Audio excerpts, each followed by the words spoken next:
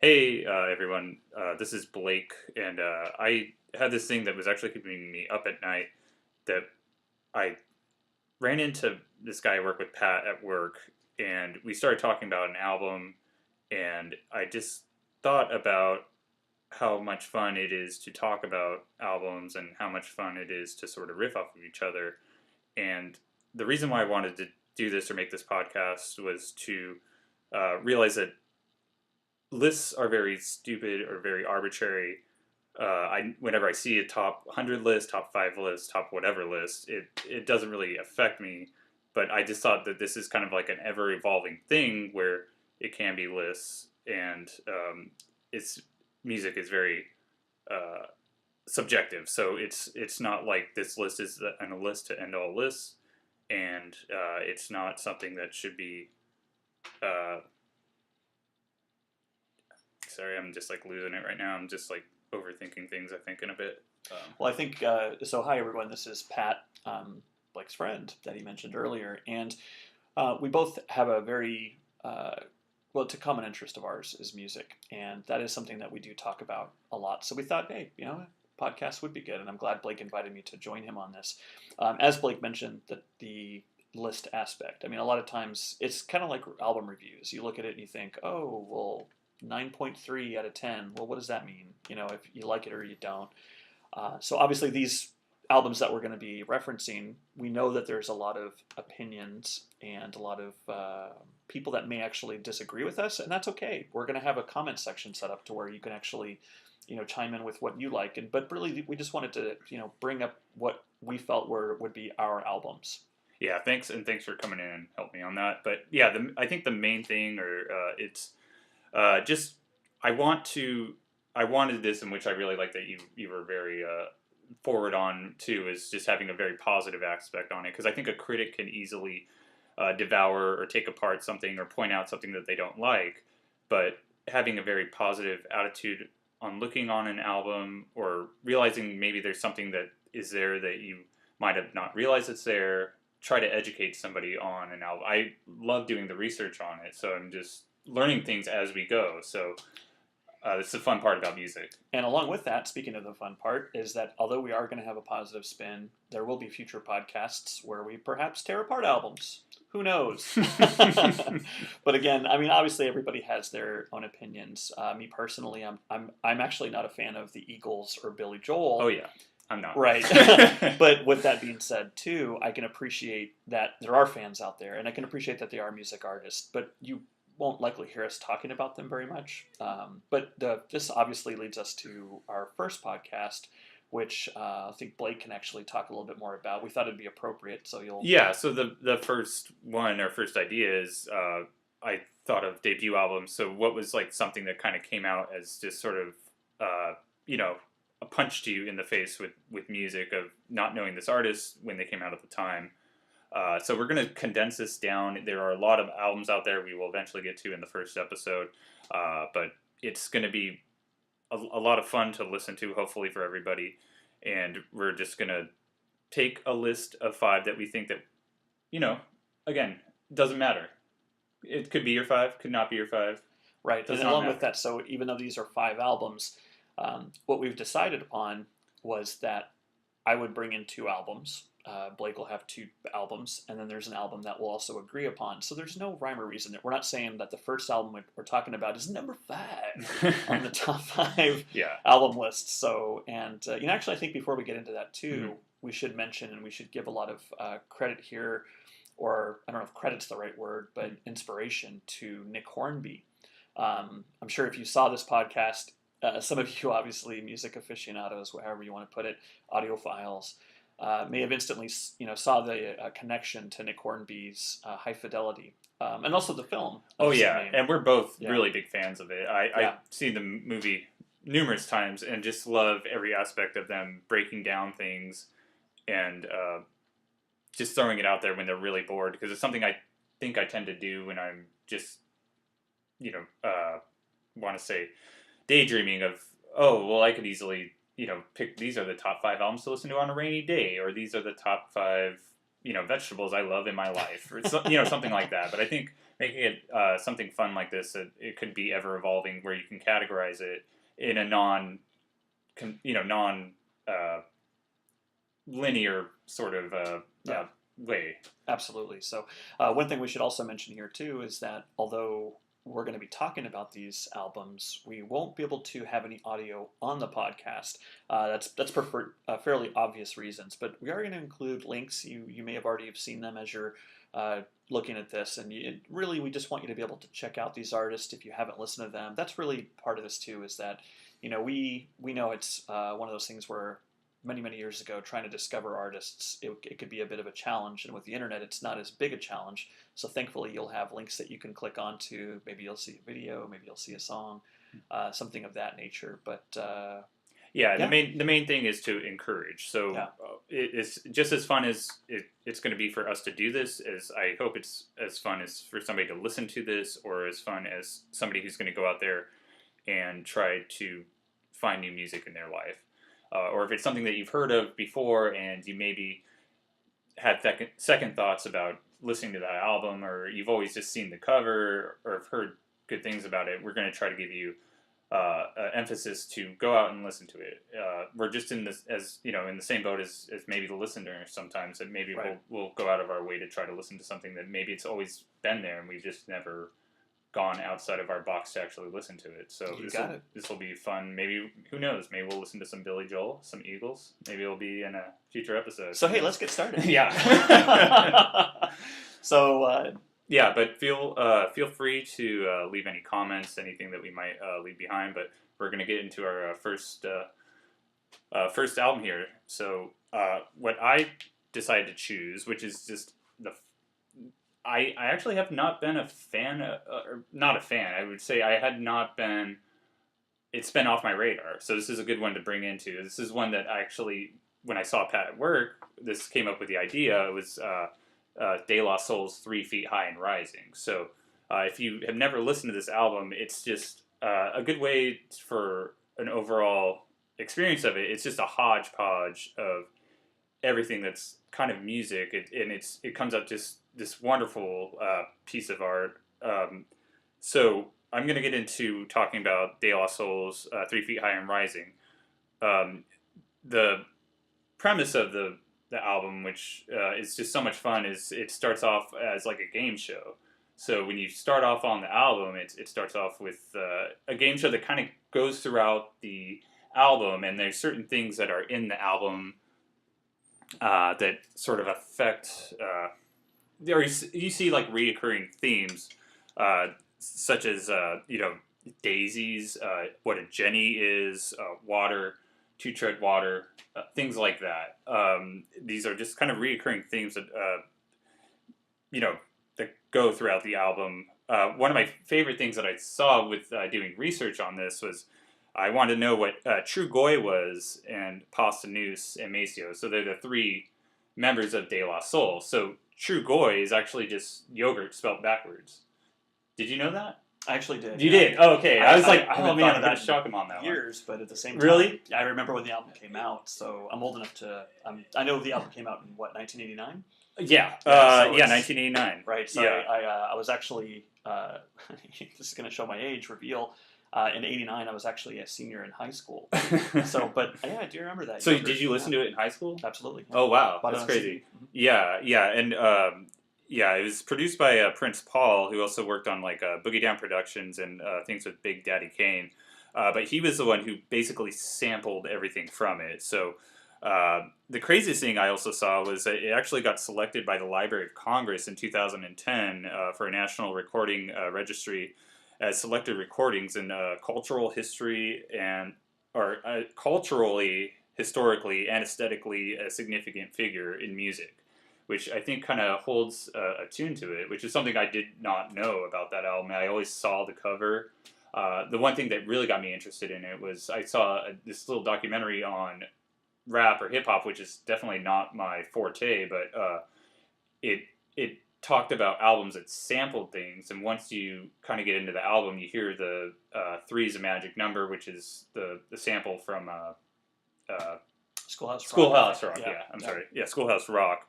But the crazy part was they also got sued by the Turtles. So Oh, really? yeah, Wow. yeah. Do you remember that? Did that? I don't Did recall not. it. So. Yeah. So you know the Transmissions from Mars song Yeah. where it starts off with the French people talking, Right. and that's a Turtle song that the Turtles sued them over.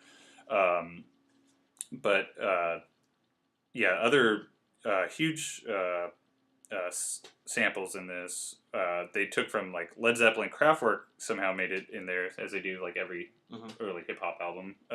James Brown, Barry White, Hall and Oates, Sly and the Family Stone, Bo Diddley. Yeah. Oh yeah. Steely Dan, I remember. Was Yeah. that Oh yeah. on that Steely song, Dan. I Know. Yeah. Yeah. That's the more the very obvious like Steely Dan with the Otis Redding on the dock of the bay whistling. Right. It's such a fun thing to listen to, and it was one of those ones that I first listened to, and just like it's just guys having fun, and they're just it's like you hear it on the Can You Keep a Secret out, the Chicoy, and it's like no, I hear you. yeah, it's like they need a haircut, but it's just them just riffing. It's just so much fun. One thing I'll say about that album too is it's amazing the amount of samples that are done there, and you realize that today, in today's world, that album could not get made. Oh, something I know. like that, or like Paul's Boutique from the Yeah. Boys. The samples they use, you realize it's just amazing they got away with what Yeah, they did, so. but the amazing part is like I think of it as I wish that those laws kind of would be lifted for somebody to be so creative to go out there and do it in a way. Like if you could have somebody just to have access to that and just sort of blow it. I can take this, pull that, and it's like, what am I listening to right now? And it's like somebody can distinctly hear it, and it's amazing, but it's just copyright laws getting away in those sort of things, which is kind of a shame in a way. Yeah. But to each their own. I understand if you're an artist, you want to get the royalties for something that. Absolutely. Yeah. But if you not check this one out, it's there will be a link on this for. At the bottom to listen to. Just put it on. Maybe surf the internet while you're doing it, but just listen to the references. I love things like "Let me hear you say ow, ow," and they're referencing like "Married with Children," right. And there's so many little things that are just thrown in there. My other favorites like oh gosh, when they play the chopsticks and now wait a minute, and they do. That's from Shout and from the Isley Brothers, right? Is it the Isley Brothers? Yeah. I'm sure it might be. So yeah. One thing too is that they sort of how they intercut the game show aspect, which actually connects it kind of in a sense. And to this day, I believe the announcer for that I think was Prince Paul, who I think was the producer for the album, and he has those questions, and it's one of those things where if on the actual album itself, you could have cut out a proof of purchase. Oh yeah, sent those questions in and actually received a prize. But to this day, I never even now, because obviously with the internet, I never thought to actually like look it up to see what the answers to those questions were. Like, what does "to et let it poo" mean? I still don't know to this day. I know. Well, that was the weirdest thing. So when I looked up like Pasta Noose's name, it's actually Sound Sop. Spelled backwards as well. Oh, I didn't know that. Yeah, so I guess it was his rap name when he was in high school. Okay. But he just spelled it backwards. Right. And he also goes by Plug One, so he's the one when they reference Plug One. But sop apparently is an urban term for whatever's left over on your plate, or just kind of like the mash that's sort of just like leftovers. So, it's just the ending is really funny though, because they tell you to please write down these numbers, send them into Tommy Boy, and mail them back, and you'll find out if you're the winner. And it's just one of just like my favorites. Real easy to listen to. Excellent, for sure. But yeah, that was my first one. And then what did you have for your? Well, oddly enough, the first one I had is actually from the exact same year that De La Soul came out, and I can remember this album when I first heard it all the way through. It blew me away, and it still does to this day. I think a lot of times you'll have albums that you listen to and you go, okay, really great, and maybe it doesn't always have the legs that it should, or for whatever reason, it gets better with age. But regardless, I still love this album today as much as I did when I first heard it, and that was the debut album by the Stone Roses. Stone Roses from England, from Manchester, England, and in 1989, when the album came out, there was music back then. I mean, obviously in America, this is pre-grunge, and it was during the time when if you wanted to listen to music, if you wanted to hear anything interesting, it would pretty much be college radio. You know, MTV would play videos, but it would be those like hair bands, like the rock and roll, like that kind of Motley Crues. And if you weren't Poison or if you weren't Motley Crue, you weren't getting on MTV. Precisely. Yeah. And although out of those bands, I would say like a band like Guns N' Roses was good, but then it was like Guns N' Roses, but then a lot of other stuff that was just like not really fun at all. Yeah. And so in England, there was actually artists finally that were kind of breaking through that were really good, and I'm sure heavily influenced if they're from Manchester by a group like the Smiths, that kind of thing. But there were bands coming out. Blur, their first album, Modern Rubbish. You think about like the Charlatans UK. Singles were coming out, but a lot of that stuff it did sound like pop music though. In fact, I think a lot of the music from that time was a basic precursor to the sort of Britpop scene. And I remember this too. Out here, we're actually out here in California, in Southern California, in Orange County, and there's a radio station called K-Rock, and there's a very popular DJ at the time, Jed the Fish. Yeah, he's still on there. It's not like he's popular, but he's still on there. But back then, he would actually sometimes you'd have K-Rock on, and they would play music like those other bands I mentioned, and then not the hair ones, but the other ones from England, and. But he would always reference that it's hey, if it's an English band, get ready for the singer with the whispery voice, and that's pretty common with those artists. So I kind of heard the Stone Roses and thought, yeah, okay, She Bangs the Drums. That was I think their first single that came off that album, second track on the album, and you're like, it's actually pretty good, but okay, is it going to be the same kind of stuff that's coming out? So I kind of, sort of kept it sort of in the back of my mind, that kind of thing. And, eventually you'd kind of hear the next song, I Want to Be Adored, you're talking to your friends. Back then we actually had record stores we'd go to. So I can remember going to the Warehouse.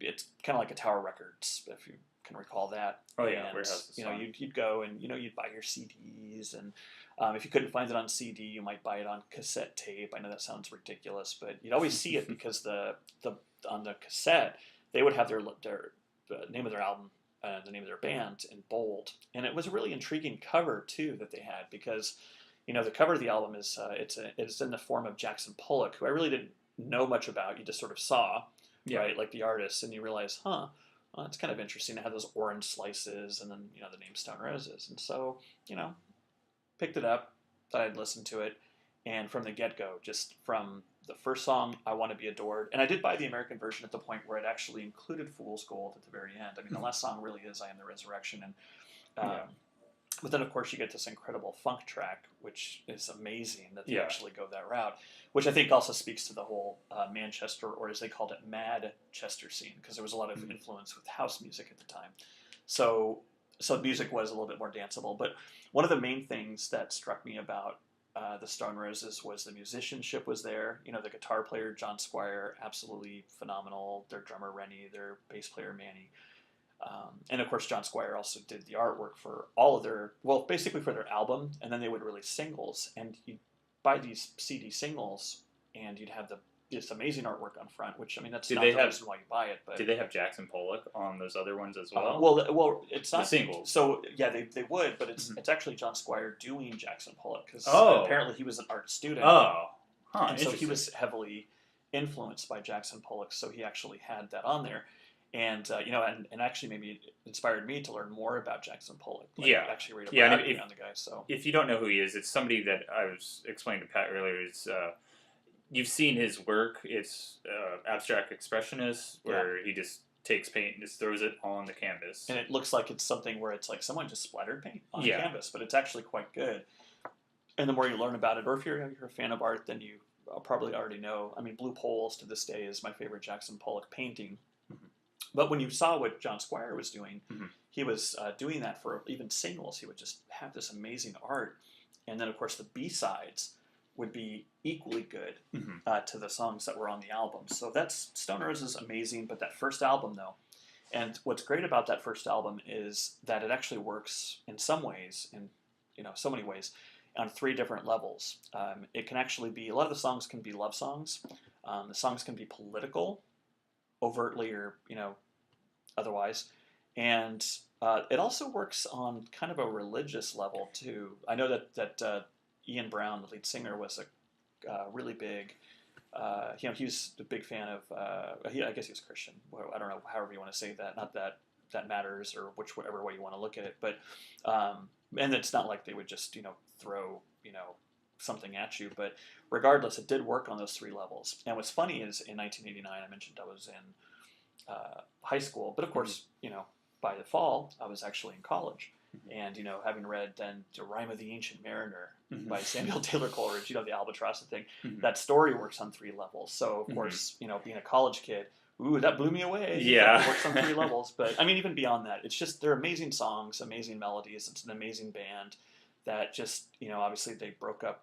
They had to break up, I think, way too soon because of their record label, and I think there was drugs. I'm not 100% sure on that. I don't want to say something. Yeah, that's not true. Yeah. But yeah, I think one of my favorites is the, there's no need to save my soul. He's already in me. That line is just, whenever somebody knocks at your door is trying to, use religion as a commodity, I'm never too quick enough to come up with that line. I wish, I could be that sharp of, there's no need to save my soul. He's already in me. That works on both levels, Well, what's interesting, too, is that's the way the album starts, and then by the end, except for, of course, the tag-on of Fool's Gold, is that you have I Am the Resurrection, which he's talking about. I mean, it sounds like a relationship when he's talking about, hey, F you, because I'm not saying that, but that's the thing, in a sense, when he says, he's already in me, that he could be, good guy, or that he could be bad guy, however you want to interpret it. But it's a very, I love that line, and just, like you said, a romance also, I want to be adored, and she's a waterfall, stuff like that, right? Absolutely, yeah. So, that's a just awesome one, so. Perfect. Yeah.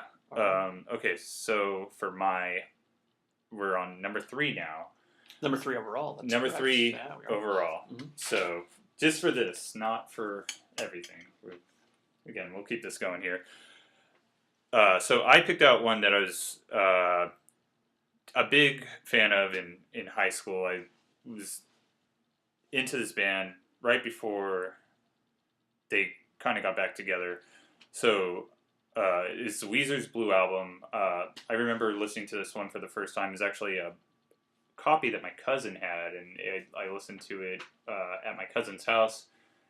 And from start to finish, it's one of those ones where a very simple listen, pretty basic but complex when you start peeling away the layers of the different things in it, things that I really like in it, or which I don't really hear from people on it. It's just the amount of feedback that they use. They use feedback in a very artful form on it. You hear, like, in My Name is Jonas, when it sort of blasts into the chorus, and Undone, the Sweater Song, there's a lot of feedback. It just sort of drones out the song, and until the end of Only in Dreams, after he plays a wicked guitar solo, just sort of just lets the feedback just sort of fade out on it. And I think it's something that they used very well, along with acoustic guitar, along with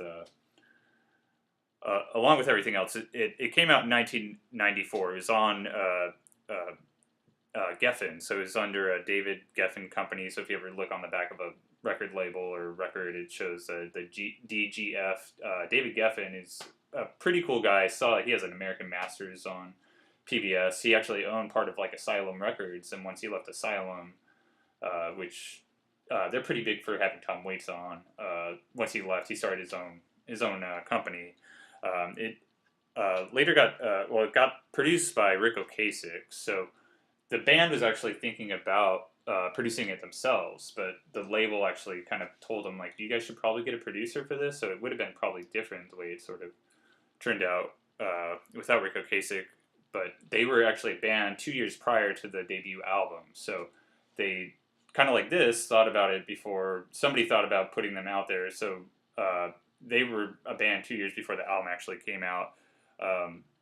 And a fun thing that's actually out there is, have you ever listened to the deluxe album of it?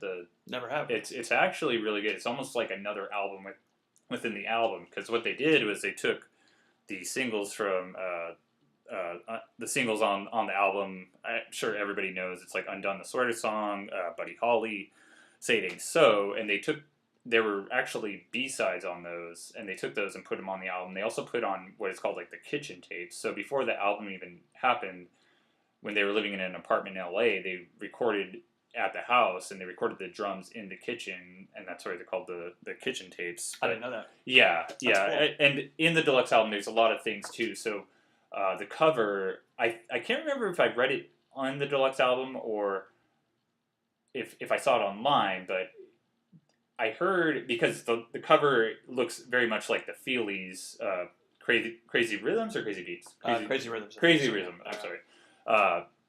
But yeah, it very, everybody kind of gives them, or some music nerds might give them slack for taking that, but the cover sort of cuts them off at their legs or at their knees. But I heard that I don't know if it's true or not, but the record label didn't think that they could afford to have their full legs there. So there's an actual album copy that's out there that was a misprint of them actually standing where you can see them from head to toe, right, as opposed to them getting cut off at their knees.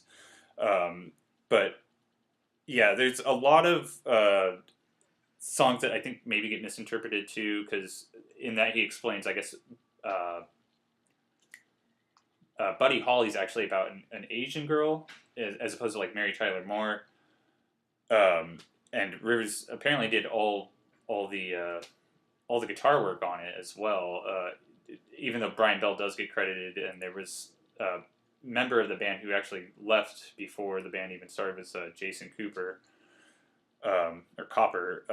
But it was pretty interesting to go back and sort of think about this one.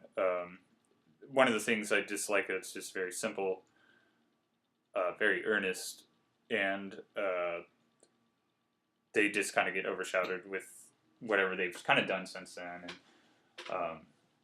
and they're still like, I don't know, for the most part they're just a different band at this point. I always kind of think of it that way. Or I think Rivers Cuomo, he was really good at writing songs, but then I think he also might have gotten into that sort of box of just like he has to write the best song or the perfect song for his next, whatever albums that are coming out today. Yeah.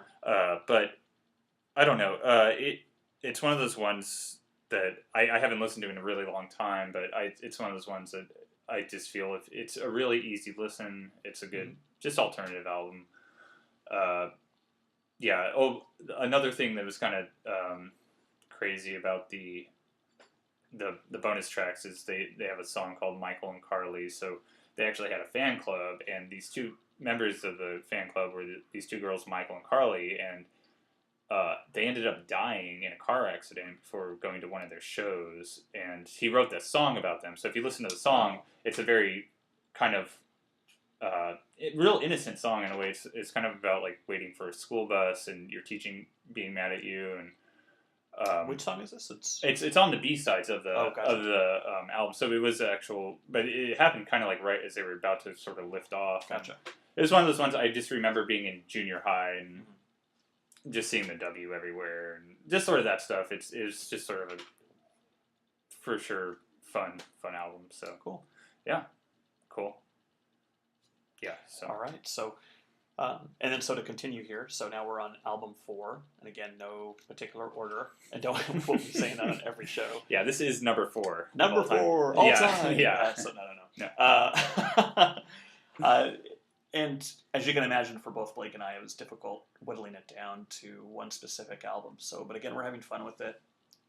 And one of the albums that I absolutely adore, loved it since I first heard it, and still to this day I can put it on. I can listen to it driving. I can just listen to it at home. It's the first album from the Pretenders, and it's kind of funny. You mentioned obviously Weezer being one of your favorite debut albums, and the Pretenders, they actually did kind of like the same thing, although they did it much earlier because the album came out in 1980. But the 4 of them like on the cover, sort of standing there. But yeah, those 4 together, just what a great album, just from start to finish. And it's a shame because Chrissy Hynde, she's pretty amazing, and Chrissy Hynde I know was part of the whole punk scene in England. Like when that started out, she actually Oh yeah. yeah, she actually hung out with a lot of those guys, and I know that she was kind of, I think, in a band with Mick Jones from The Clash, and then of course steered clear of that as soon as he met Paul Simon. Yeah. That kind of thing. So it would have been a different and story. I know Chrissy Hynde also. She for instance, she sang backup on the Specials' first album. Oh really? She did some background vocals on that, and so she's and believe it or not, she was actually a music critic. I think in Ohio. I think is where Really? she's from. Yeah. Prior to getting into trying to pick up a guitar and do her own thing. So the fact that it's one of those things where you realize it must be very difficult for musicians to sort of find someone that's like-minded, but not just like-minded, but can also play together.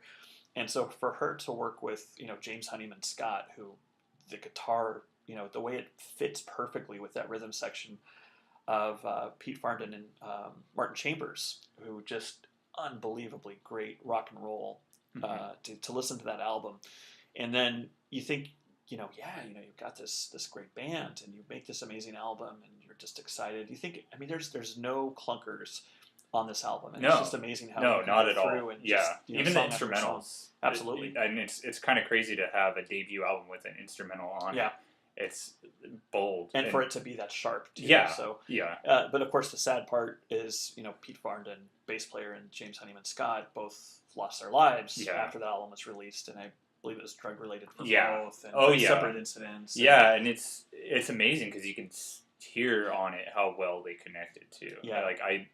That was one of those things that my mom would play on tape, and we would drive to my grandma's house and back just to pick up my brother because my mom would sort of my grandma would watch my brother, and so we'd have to she'd babysit him. We'd come back and forth, but she played that tape over and over and over, and it was one of those ones when you gave it to me to listen to a while back, a couple of years ago. He was like, "Oh, here, check out this music." Yeah, it was on that thing. So I don't even remember. Yeah, you gave me like a hard drive, or not hard drive, but like a thumb drive of just music to open up.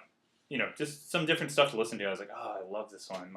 And I got to re-listen to it again in my car. I'd play it in my car going back and forth to work, and just wonderful, wonderful album. It's funny too because I wouldn't consider myself like the greatest Pretenders fan in the world. No, that album is obviously one of my favorite albums. Obviously, I'm mentioning it here, but along with that, though, the albums that came after. You can appreciate the. I don't want to say brilliance. We're not going to try to do a bunch of platitudes as far as genius of person, but Chrissy Hynde's pretty great, and you can hear it in the subsequent albums. And I know Martin Chambers played, I think, a little bit after that, and then I know, oddly enough, I think he actually played drum session work like here and there, and would have actually joined, I think, Guns N' Roses after they kicked out Steven Adler, really, their drummer. Just an amazing, how those drums work. As far as on that first album, But you realize if those guys, if they wouldn't have, passed away, just could we have? No, I know those. If they would have just kept that going, absolutely. The way that the bass and the drum just really work so well together on the weight. Yeah, and I got to say this too. I don't know how much. It's one of those things where it's too bad that we have to sort of mention things like this still, or even do we really need to? But you think about at the time though, 1980, just for women in rock and roll, sure, you've got I guess Stevie Nicks and Fleetwood Mac, and the Go-Go's were huge because of the fact that they were all female, and then of course the Runaways, but women in rock and roll were they looked at differently, and and I'm just mentioning this only not to be like overtly like political or anything like that, but that just seems so weird and strange. But for her to be the front person, in the Pretenders, write these great songs, and you realize that if there was any kind of pushback, that's so ridiculous. But at the same time, we listen to it, and who cares? Who I don't even think about it. I just think about like how amazing this sounds. It's just a great album. And it is also a thing to think about. Of you wonder what else could have, kind of like what you said. Just don't be over political about it, but just like what else could have been going on at that time that was just overlooked by just if guys are just running the show sort of thing. Absolutely. So, but for her, she was just trailblazer. That's a very like crazy thing to do is just go out there and just, not even think about it and just goes out and does it. So it's like one of those things you have to, tip your hat off to for sure. Absolutely. Yeah, she's incredible. Yeah, so. yeah.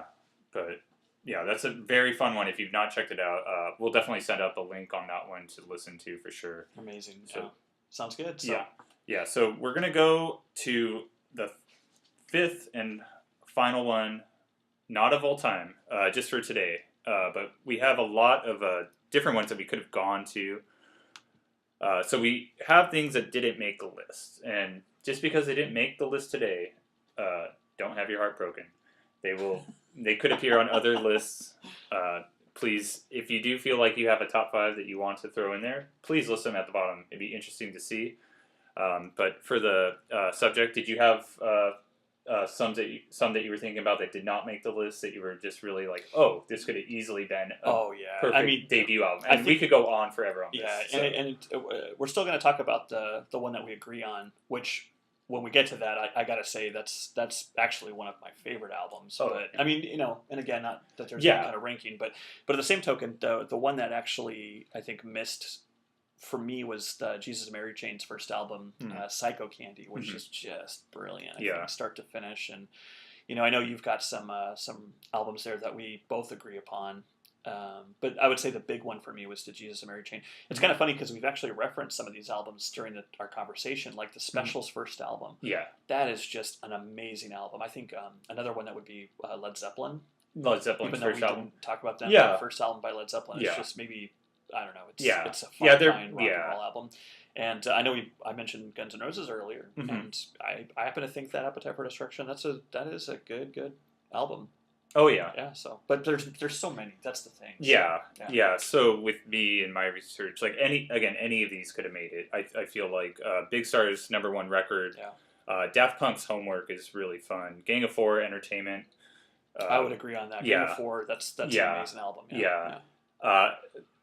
Elvis Presley's Elvis Presley, which looks very famous, like the London Calling. Everybody thinks the London Calling is the the predecessor to Elvis Presley's cover. Sure, yeah. But yeah, Devo, Are We Not Men? Talking Heads 77, The Stooges, Roxy Music's first album, great album. Metallica's Kill 'Em All, for all you metal people out there. Got to throw that one in there. Yeah. The New York Dolls, The Smiths, which I think you brought up. Yeah. The Modern Lovers, self-titled. Just awesome album. Television's Marquee Moon. Postal Service, Give Up, one and done sort of album. Kind of fun. First album. It's known to make some lists. Didn't make this one. Right. Maybe that's for a reason. Who knows? Joy Division, Unknown Pleasures, REM's Murmur. What's funny is REM's Murmur. That's a whole other show, I'm sure. I mean, because I love REM, but I always feel like REM's Murmur. I'm always like, yeah, a little bit. But that's cool. It's still good. Oh yeah, for first album though, like it. Yeah, you can make an argument that there are probably some REM fans out there that would be like, oh yeah, that's one of their favorite, just an easy listen to. Sure. So. The Clash, The Strokes, Is This It? Yeah. Just easy listen. Sex Pistols, Nevermind the Bollocks. Yeah. Jimi Hendrix, Are You Experienced? The Ramones, which I feel like if you have a punk band, if you ever listen to anybody talk about punk band, they always credit that to being the first punk album ever. That sort of just opened up the floodgates for millions of punk bands. Absolutely. Some of my personal favorites, the Beastie Boys' License to Ill, Aphex Twin's Ambient Works from 1985 to 1992, which is a really good first album. If you're into that sort of thing, Ambient is, we'll eventually get into it.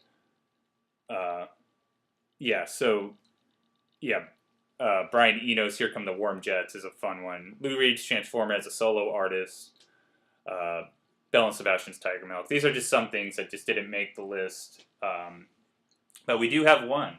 And do you want to debut the one that we picked out that we both agreed on? And I think it's kind of obvious we didn't throw it in that list of things that we didn't make. But you just actually alluded to the main artists, I don't know if you call him main artist, but his solo work with Transformer, and that would be the Velvet Underground and Nico, which, I mean, if you enjoy music and you listen to that album, it's just one of the most beautiful records. It's amazing from start to finish. You think about the time that it came out, but even then, it's the sound that they made together. Obviously the lyrics of Lou Reed, the the way John Cale, that Viola. exactly. Yeah. It's just amazing Yeah. work. So Oh yeah, and it's one of those things that I kind of grew up listening to as a kid, and then I re-listened to as an adult, and it's a different perspective on just a very sort of way of looking at life, especially way of looking at life during that time period. This album came out in 1967 with the classic lineup of Lou Reed, John Cale, Sterling Morrison, Maureen or Mo Tucker, and then this had Nico on it, and Nico, she was a triple threat because she was also not only a singer, a model, but also an actress. So she was like the J-Lo of the time. She was German too. So. Well, what's crazy about that too is I know that Nico was Lou Reed's girlfriend at the time. Oh, really? Or actually, John Cale or Lou Reed's girlfriend. But it was kind of like, hey, let her sing on the album, and it was, hey, okay, but boy, she just nails it. Yeah, it's so perfect. Oh yeah, it fits in so well with her sound. So, yeah. With like I'll Be Your Mirror, just like that track alone. Lou Reed wrote that one, but she sang it. And it's just like it's just I don't know. It's like. I got to say this too. I mentioned earlier that we don't want to talk in platitudes, but a song like "I'll Be Your Mirror," a lot of times, you could say, "Oh, this person, they're almost like a poet," like Bob Dylan writes poetry, that kind of thing. Which I mean, he does in a sense, but to me, if there's a song that sounds like a poem almost, it's "I'll Be Your Mirror." It's just amazing. Yeah. And you think about the times too. It's like he's writing this beautiful song like "I'll Be Your Mirror," and then obviously you have a song like "Heroin." Yeah, and he juxtaposes it, which is just amazing. Oh, I know, and I think one of the things that I saw, I'm pretty sure I saw it on a documentary about Lou Reed. Is shortly after he passed away, there was one that was on PBS where I think it was Patti Smith, or a critic, that explained Heroin as this sort of getting on a train with the song because it speeds up and slows down, and I think that was the best description of it as I could think of. Propulsive drumming from Tucker, just that sort of groove that she lays down. And as it picks up, track. It's like it hits you, and he does it in a way kind of like what you were saying as writing it. It's one of those things where he could say so much by eliminating so. He doesn't have to go into full-on description of, because I'm married to my vein, just stuff like that about the experience of it. It's like, I'm not going to go out and try heroin because I've heard this song, but. When we first met at work about 7 years ago, and we had talked about this album, you had asked me the question, like when he references Jim Jims. Oh, yeah. Like all the Jim Jims in this town. Yeah. And I said, hey, I don't know what that is, and I'll try to find out. And to this day, I still don't know what he's talking about with the Jim Jims. Do you know? Did you ever find out? Or? I think it's I just thought of this. So it's almost like D-bag, or something like that. Just random guys of... Like douchebags? Is that what you're kind of, all the are we going to curse? Are we going to say douche? Is that okay? Yeah, we'll go with we can cuss. So Jim Jims are douchebags. Yeah, Jim Jims are douchebags. So. Maybe we can get it switched so that people stop saying douchebags. That guy's a Jim. But to all the Jims, my dad's named Jim. I don't want to do that to my dad. So it'd be kind of a bummer. All right, there you go. So, but yeah, so with this too, one thing I did see, which is a very funny but very accurate statement by Brian Eno in 1982. He said that approximately 30,000 copies of the album was sold, and everyone who bought those 30,000 copies would go out and start a band. That's so true. Yeah, and I feel like it's very on point with you can see it, you can hear it in everything for modern music going forward. Totally agree. Anybody's basically started a rock band, you can hear it. The crazy thing too was they recorded it all in Manhattan in Skepter Studios. It was Scepter, I think. Skepter. I'm sorry. And the three songs that they weren't happy with, but when they came out here to LA to kind of, I guess they tried to sell the album. Again, this is all hearsay, folklore. If you know the story, please let us know. We'll correct it maybe on the next one. But they recorded Waiting for the Man, Venus and Furs, and Heroin all in L.A. But the crazy part was they were trying to shop around the album, so they actually went to Columbia, Atlantic, and Elektra Records, and they all passed on it. They thought of, because of the time, Yeah. The drug usage, Summer of Love. Yeah, yeah. And so they wanted to have more hippie stuff out there. Yeah. And there's this dark band Yeah. that wears sunglasses and. Yeah. We're like, right. fuck it, like we're not gonna do that. Yeah, like, exactly. Which is awesome. Yeah, but they ended up going to Verve Records, which was owned by MGM, and Verve was kind of more known for jazz. Yeah. I think I've seen like some labels with like Ella Fitzgerald with on Verve and stuff like that. So it's kind of crazy that people would actually pass on it, and also that. I mean, it's also one of those albums where I see the cover, and if you've never listened to it, it's also one of those things where you just see on T-shirts, you see on, the Andy Warhol banana. Yeah, right? Yeah, anything, and it's one of those things. I think it can be very intimidating, and it's definitely not. I wouldn't say. Would you say it's an easy listen, or no? Oh, definitely not. I gotta actually mention this too, Blake, is that when I first heard the album. I feel like I got into music, at least my own music, trying to like find your own thing, like around 15, 16, around there. And I know the first time I bought Velvet Underground and Nico was actually on cassette tape. Oh, wow. Yeah. Cool. And talking about that whole warehouse experience. Yeah. But, well, it's fun. It's fun to buy those things. You find out about all of these artists back then by, reading in, magazines, and you hear Lou Reed referenced or that kind of thing. Just the way the radio was, or you hear artists that you like and they may have referenced this album. And the first time I heard the album, I was like, what is this? It was very kind of like strange. And what's weird is the album starts out with Sunday Morning, which is this beautiful song. And not that this matters, but it may be my favorite Velvet Underground song is Sunday Morning. It's just such a great, beautiful song. Yeah. And I was still like, and then hearing, I'm waiting for, I'm waiting for the man, and just what? So it did take a few spins. And it's weird to think that, because there's some albums that I think that have been like that for all of us. Yeah. Right? Yeah, but once it hits. But for this, once it hits, and to think that one of the albums that I actually have as one of my favorites that I can listen to nonstop, anytime, anywhere, was that difficult from the get-go. And I can't think of any other album like that. And what's funny is I mentioned Jesus and Mary Chain, Psycho Candy with all the sort of feedback and whatnot. That was a little challenging at first, but that's the closest I can think of that would come to Velvet Underground as far as having that sort of and then having to complete turnaround. So, and I think that's really a beautiful thing about that album. And again, them as artists, just not just going against the grain, and not just going against it, but going against it in such a way where it's just like, it wasn't commercially a success. Which I think was their personality. There's a story, this is complete, like as you mentioned, hearsay or folklore, but I know that